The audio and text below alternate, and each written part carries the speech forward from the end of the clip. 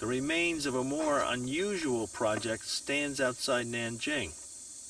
The emperor's plan for a giant tribute to his father that involved the assembly of 3 massive stones. I tackle the base stone first.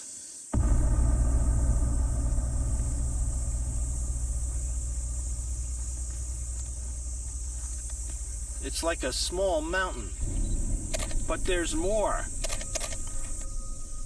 This was just the base of a planned memorial that would have been 25 stories high.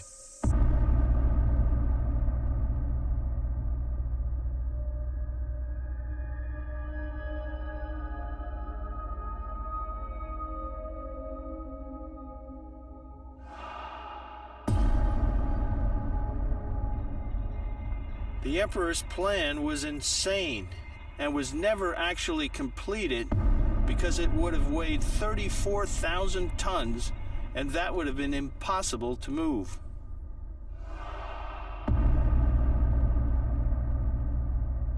Today, they stand as a tribute, not to his father as intended, but to his own mammoth ambition.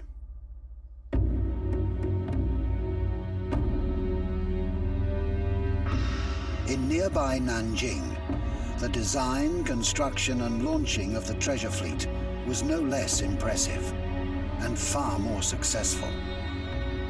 The leader of this great endeavor was Zheng He. It took 2 short years for the entire fleet to be constructed, but the conservative Confucians took a very dim view.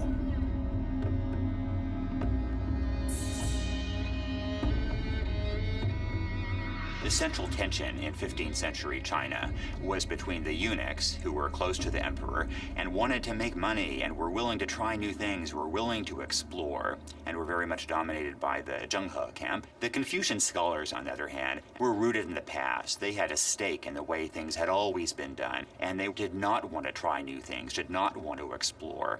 By 1405, hundreds of ships gathered on the Yangtze River outside the capital Nanjing, ready for their maiden voyage. It was like a floating city.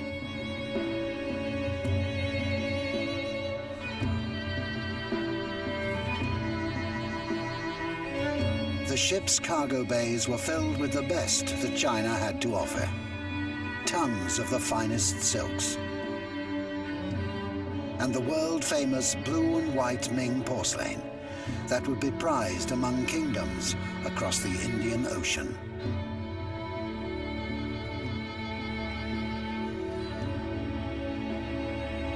It was an amazing display of might to prove China's preeminence to the world.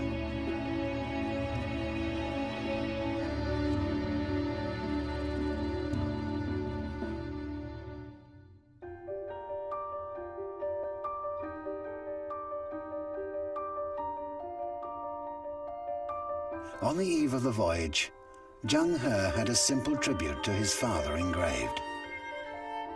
By nature, he was especially fond of encountering those who were impoverished or distressed, including widows, orphans, and others with no one to rely on.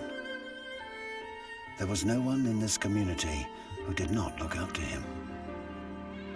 He was content as an ordinary commoner, yet cherished the bestowal of extraordinary favors.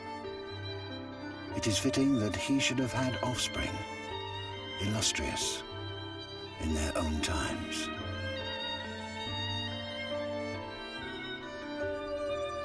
But the world Zheng He was heading into was dark and unsettled.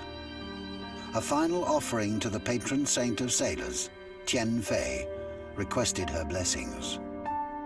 Little did they know, it wouldn't be long before her protection was needed.